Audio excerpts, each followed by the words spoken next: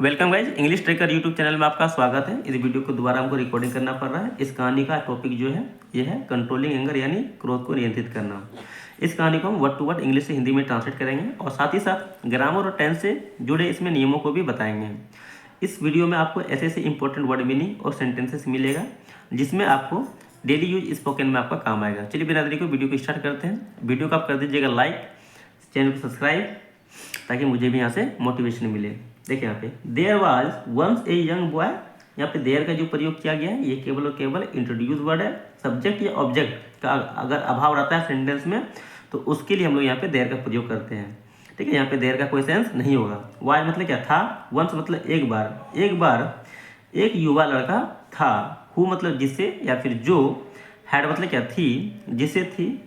ए problem controlling his temper, यानी उसके गुस्सा या फिर अपने गुस्सा को कंट्रोलिंग मतलब क्या था, नियंत्रित करने की समस्या। यानी उसके पास क्या था, उसके गुस्सा को कंट्रोल करने की समस्या थी।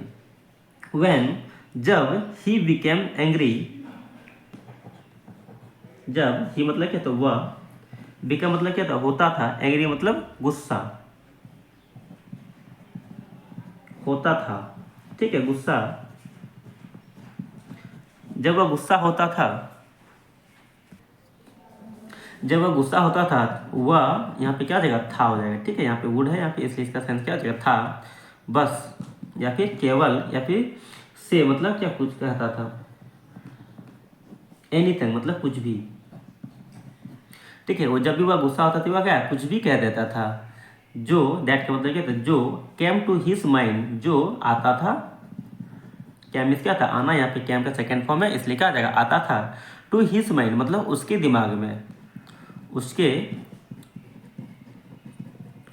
दिमाग में जो कुछ भी आता था वो क्या करता था, कह देता था। एंड हर्ट पीपुल, और लोगों को क्या करता था, चोट पहुंचाता था। हर्ट मीन्स क्या था, चोट पहुंचाना,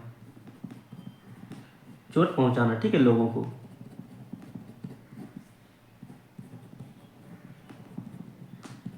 और लोगों को चोट पहुंचाता था। ठीक है, सो इसलिए हिज फादर, उसके पिताजी, गिव, जीव मीन्स होता है देना, गिव का यहाँ पे सेकेंड फॉर्म है, इसलिए क्या था, दिया him a bag of nail, यानी उसके पिताजी ने, इसलिए हिज फादर उसके पिताजी ने, गया मतलब क्या था, दिया। यहाँ पे गिव का सेकेंड फॉर्म है, जी आई भी, गिव मीन्स होता है देना, यहाँ पे गिव का क्या सेकेंड फॉर्म है, दिया। ठीक है, हिम मतलब होता है उसे। ए बैग ऑफ नील, यानी कांटियों के एक बैग या फिर थैला। ऑफ मतलब का या फिर की, नेल मीन्स क्या होता है, कांटी या फिर कील, यानी कील के क्या एक थैला दिया। और ए हैम्बर, एक हथौड़ा दिया। और सेड कहा, और कहा। ठीक है, एवरी टाइम जब भी या जिस समय, एवरी टाइम का मतलब होता है जब भी या फिर जिस समय, यू गेट एंग्री, जिस समय तुम्हें गुस्सा आए या फिर जिस समय तुम्हें गुस्सा आता है। तुम्हें गेट मतलब क्या था, गेट मतलब क्या था, आना या फिर प्राप्त करना। ठीक है, एंग्री मतलब क्या था, गुस्सा। जिस समय तुम्हें गुस्सा आता है, hammer one nail into the fence. Hammer मतलब क्या था, ठोक दो। वन मतलब एक कील into the fence, into means क्या होता है, में, फेंस मीन्स होता है दीवार। जब भी तुम्हें गुस्सा आए तो तुम क्या करो, एक कील दीवार में ठोक दो। In our backyard, in means होता है में, आवर मतलब क्या था, हमारे या फिर अपने। बैकयार्ड, बैकयार्ड का मतलब हो जाता है पीछे का आंगन, पीछे का आंगन में। द फर्स्ट फ्यू डे, यानी पहला कुछ दिन, फ्यू मतलब होता है कुछ, डे मीन्स होता है दिन। पहला कुछ दिनों, द बॉयज लड़का, हम्बर मतलब क्या था, ठोका। ठीक है, सो मेनी नेल्स, यानी सो मतलब क्या था, बहुत अधिक, कांटी या फिर कील। लड़के ने क्या किया, बहुत ज्यादा कांटी को ठोका पहले सप्ताह में, ठीक है। The first few day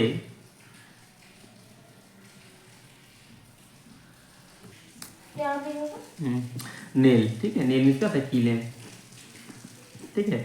that जिससे, या फिर जो, या फिर की, जो, ठीक है। ही इम्पेटिव हाफ, जो क्या था, इम्पेटिव मतलब क्या था, खाली हो गया था, जिससे क्या था, वह खाली हो गया था आधा, आधा बैग मतलब क्या था, थैला, जिससे आधा थैला क्या खाली हो गया था।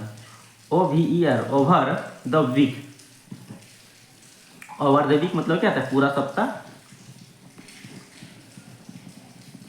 पूरा सप्ताह। द रिड्यूस मतलब क्या था, कम हुआ, कम हुआ। और ग्रेडली मतलब क्या था, धीरे धीरे, धीरे धीरे क्या पूरा सप्ताह कम हो गया। His temper was much in control, उसका गुस्सा,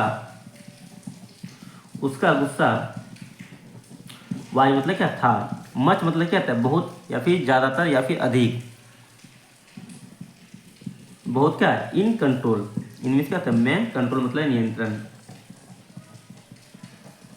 उसका गुस्सा क्या था, बहुत नियंत्रण में था। देन फिर कैम ए डे मतलब आया एक दिन, ए डे मीन्स होता है एक दिन। व्हेन मतलब जब, ही वह,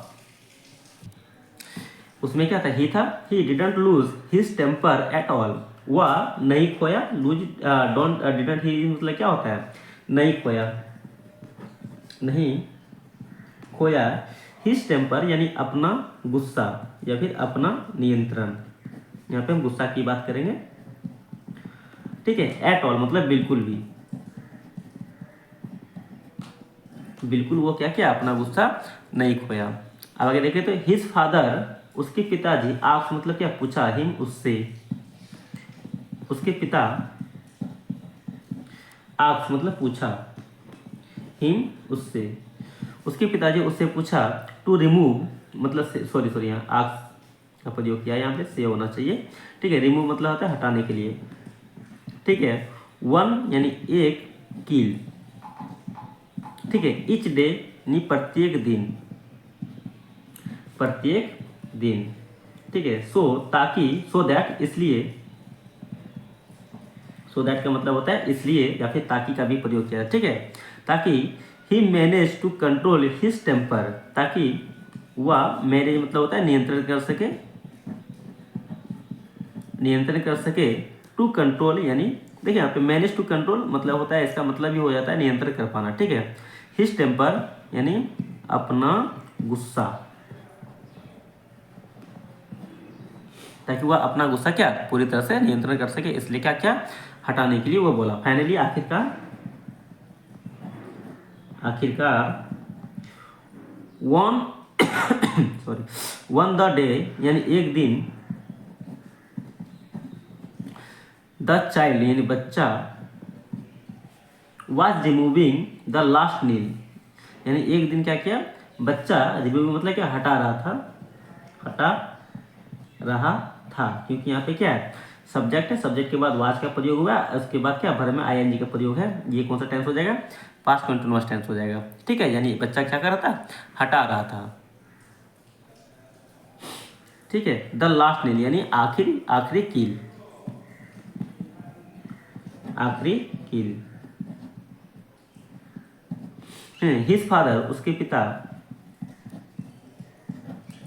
उसके पिता से कहा, यू हैव डन वेल, तुमने, हैव डन मतलब किया, वेल मतलब होता है अच्छे से, तुमने अच्छी तरह से किया। द फेंस यानी दीवार, ठीक है। Is never going to be the same, दीवार, इज नेवर मतलब कभी नहीं, इज गोइंग मतलब क्या हो सकता है, या फिर हो जाएगा, मतलब क्या, बीइंग सेम मतलब उसी प्रकार,